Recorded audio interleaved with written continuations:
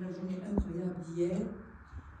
Ce que je veux vous dire, c'est que ce film, je l'ai vu un peu autrement, à cause de tout ce qui se passe en ce moment, évidemment.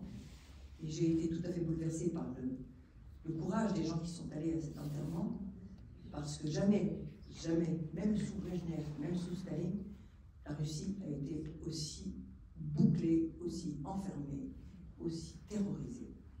Et donc, l'espoir que j'ai, c'est que le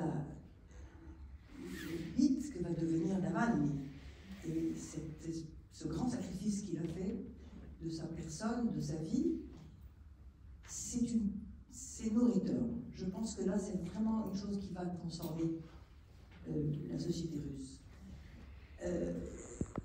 Ça prendra peut-être du temps, mais vous savez, les dictateurs, ça ne dure jamais.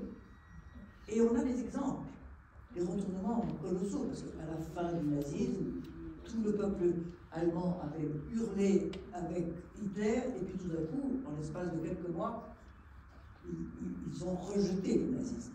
La même chose Pinochet. Pinochet en 3 semaines. Tout d'un coup, après avoir assassiné Pinochet, il n'y avait plus du tout de suiveurs. Je pense, Ceausescu, regardez, en Roumanie. Donc, je ne sais pas ce qui va lui arriver à Poutine.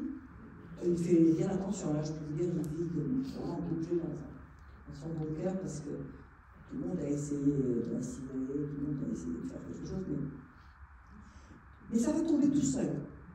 Et je pense que cette page de Navalny, c'est un grand élément. Alors j'entends, hier je me suis un peu énervée avec certains commentateurs à LCI, François Isoudou, Dominique Seux, ça c'est les Français, n'est-ce pas, toujours sceptiques, toujours pessimistes.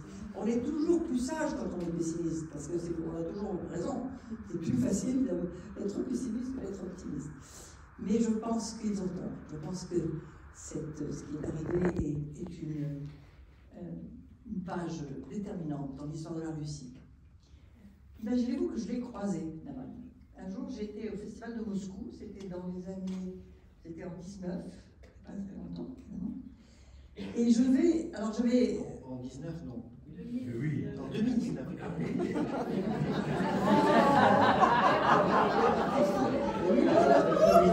XXIe siècle. J'étais tellement fasciné par ce que vous disiez que je me suis perdu dans les têtes. Et là, on m'avait donné une guide, mon russe et chanson, de toute façon, je ne peux pas, on est tout seul, mais de toute façon, c'était quelqu'un comme à l'époque soviétique et qui m'accompagnait, qui devait m'emmener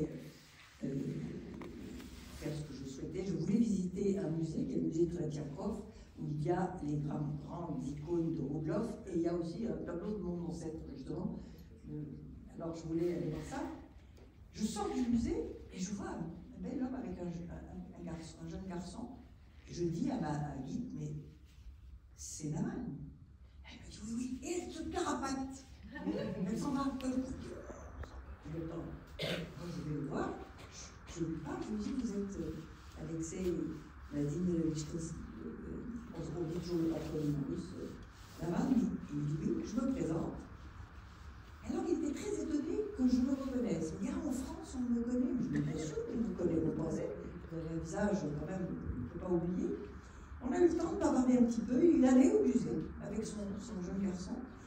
Son garçon m'a fait une photo, tout comme la fille s'était On l'a vu sur LCI. Vous l'avez vu? Oui, je vous ai vu. Et donc, c'est son fils qui m'a fait cette photo. J'ai eu le temps de parler un tout petit peu avec lui. Et je lui ai posé cette question. Je lui ai dit, mais vous n'avez pas peur? Il m'a dit, je n'ai pas le droit d'avoir peur. Et surtout, je lui ai aussi posé la question de quelles étaient ses chances, et s'il pensait dans la situation actuelle. Est-ce que les Russes l'entendaient? Est-ce qu'il pourrait être entendu? Et il m'a répondu oui, parce que je ne suis pas un extrémiste, je ne suis pas radical, c'est-à-dire je parle aux Russes comme ils sont maintenant. Ça c'est de la politique, ça c'est vraiment intelligent, parce que les Russes ils ont subi tellement de choses entre la fin du communisme, qu'ils n'ont pas tout à fait digéré, et dont ils n'ont pas fait l'examen non plus. La fin du stalinisme, dont ils n'ont pas non plus fait l'examen. Et les quelques associations comme Mémorial et autres qui faisaient ce travail de mémoire pour essayer justement le Nuremberg du communisme, ils ne l'ont pas fait. Et Poutine empêche ça.